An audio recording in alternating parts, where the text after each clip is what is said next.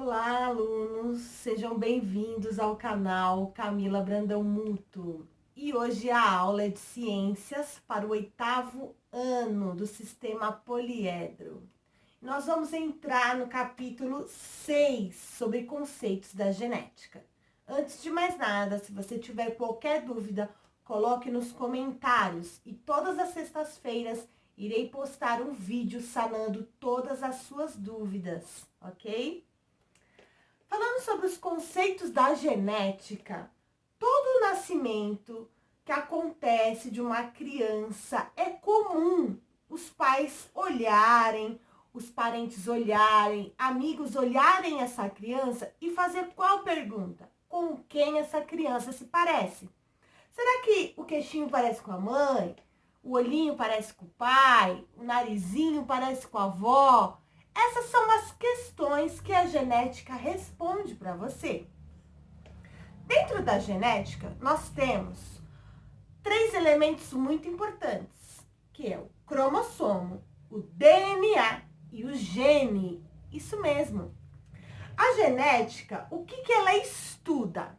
Ela estuda as características de uma geração para outra. É isso que estuda a genética. As células que formam o ser humano, elas são o quê? Procariontes, como nós já estudamos lá atrás.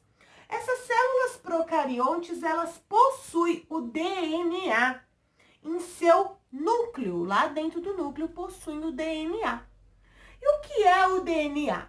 O DNA é um filamento espiral duplo. E ele é bem longo, gente. O DNA, ele mede mais ou menos 2 metros. Isso.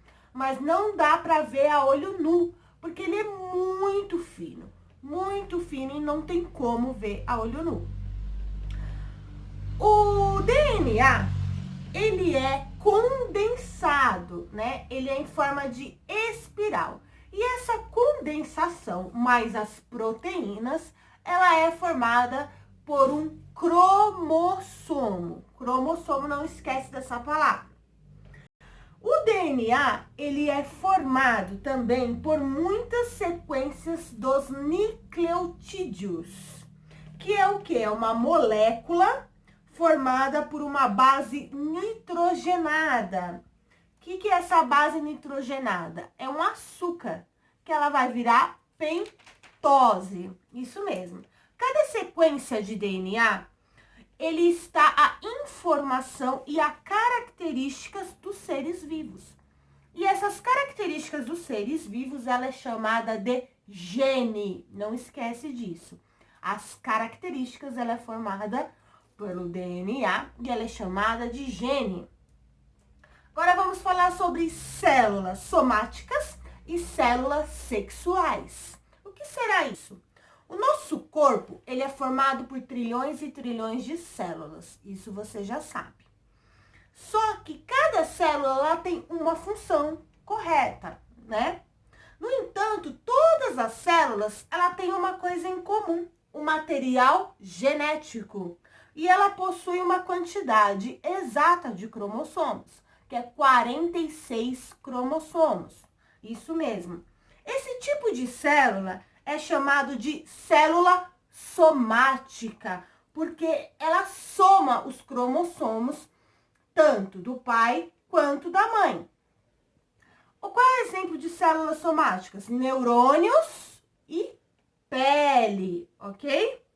Tem também as células homólogas. O que será isso? Homólogas é que apresentam o mesmo formato. As células somáticas humanas, elas possuem cromossomos sempre impares, sempre 2. E cada par é formado por cromossomos homólogos. Por terem os cromossomos impares, as células somáticas são classificadas em diploides, né? O que é diploides? É um único gameta, ok? Eles são somáticos e recebem o nome de células sexuais. O que é célula sexual? Ela possui o material genético 23. célula sexual é do ovócito e do espermatozoide. O espermatozoide tem 23 cromossomos e o ovócito tem 23 cromossomos. Na soma dos dois dá 46 cromossomos, que é o que cada célula possui. Seus cromossomos estão organizados em pares e por isso são classificados como haploides. Haploides é os cromossomos dos gametas, espermatozoides e ovócitos, ok? Agora nós vamos falar sobre a produção de células nos seres humanos. Existem dois processos de divisão celular, responsáveis por formar novas células e também fazer a atualização de células novas, a regeneração celular, que é a mitose. Lembra dessa palavrinha? O que é mitose? São produzidas células idênticas, que apresentam o mesmo número de cromossomo que a célula somática original. Esse processo é responsável pelo aumento de células e a renovação celular. Isso que é mitose. E tem a meiose.